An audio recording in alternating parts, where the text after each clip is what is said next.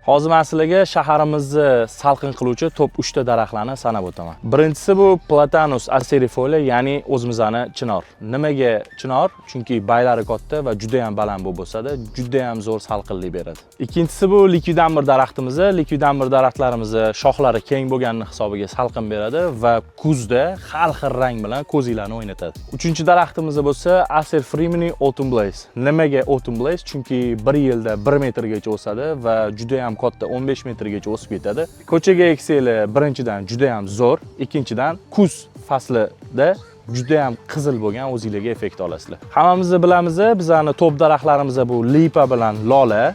Nimaga lipa bilan lola? To'g'ri, uy ichiga aslan lipa bilan lola ekilinadi. Yaxshi o'sadi, o'sish jihatlari salqin berishi yaxshi, lekin ular baland bo'lib ketmaydi. Ya'ni sizlar lipa bilan lolani o'zingizlar xohlagandek formaga solsanglar bo'ladi. O'shaning uchun u daraxtlar forminli daraxtlar, forma berib bo'ladigan daraxtlar turkumiga kiradi ko'proq. Agar sizlarga ham shunaqa daraxtlar kerak bo'lsa, bemalol Flowers Gardenga tashrif buyursanglar bo'ladi.